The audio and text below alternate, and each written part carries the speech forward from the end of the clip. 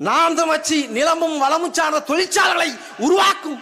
ஆடு மாடு மேய்த்தலை வேளாண் தொழிலை அரசு பணியாக இந்த மண்ணின் வளமாக மாற்றும் அரசு பணியாக மாற்றுவோம் என்று அறிவிக்கிறோம். கேலி செய்கிறார்கள், கிண்டல் செய்கிறார்கள்.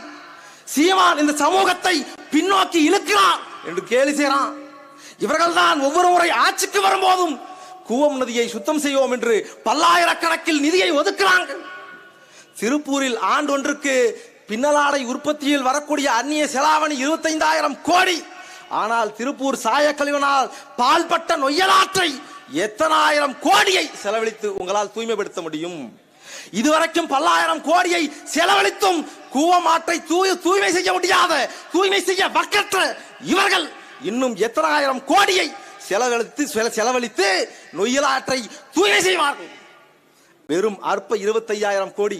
என் அண்ணன் தம்பிகள், என் சித்தப்பன் பெரியப்பன் வருஷத்துக்கு 50,000 கோடிக்கு சாராயம் குடிக்கிறான். வெறும் அற்ப 25,000 கோடிக்கு என் நொய்யலாறு நாசமாய் போனது.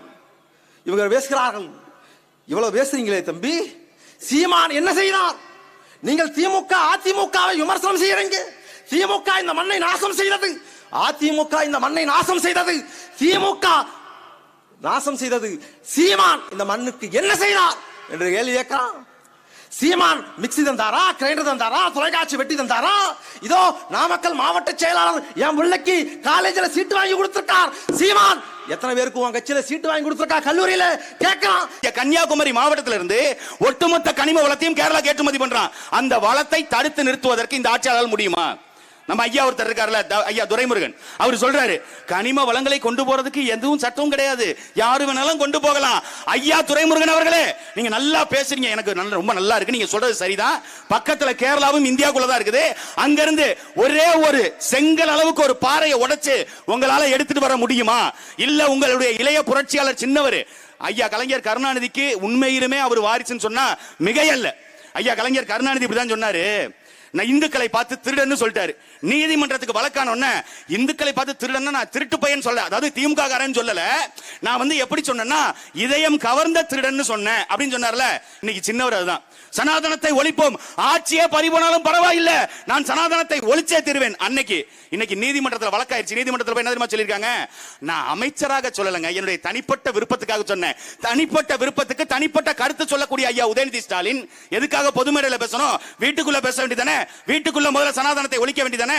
கட்சிக்குள்ள ஒழிக்க வேண்டியதானே? எதையும் ஒழிக்க மாட்டான். அவன் ஒழிக்கிறதெல்லாம் யாரு தெரியும்ல? தமிழர்களுடைய நிலத்தையும் வளத்தையும். அப்படித்தான் இப்ப சிப்காட்டுக்கு ஆட்டையை போடுறதுக்கு வளையப்பட்டி பகுதியில ஒட்டுமொத்தமாக 800 ஏக்கரை தேர்வு பண்ணி வச்சிருக்கான். முழுக்க மலைக்கு நடுவுல இருக்கக்கூடிய விவசாய நிலம், களிமண்ணும் செம்மண்ணும் கலந்த இடத்தை, விவசாய பூமியை அடிச்சு தூக்கிட்டு போகணும் முடிவு பண்ணிட்டான். அது காலையில போய் பார்த்துட்டு வரலாம், அண்ணன் வர்றேன்னாரு, பார்த்துட்டு வரலான்னு போனா அங்க ஒரு எழுத்த மாதிரி ஒருத்தர், ஒரு முன்னாடி நம்ம ஐயா முதலமைச்சர் இருக்காருல்ல, ஐயா ஸ்டாலின், அந்த காமெடி பீஸோட படம் காருக்கு முன்னாடி உட்காந்துக்கிட்டு காருக்குள்ள இடிக்கிற மாதிரி வந்துட்டாரு. ஐயா கொஞ்சம் பின்னாடி போங்கன்னு சொன்னோம். சரி வழி விடல, சரி குடிகாரன் எப்படி நமக்கு வழி விடுவான், பின்னாடி போயிடுவான், பின்னாடி போயிட்டேன்.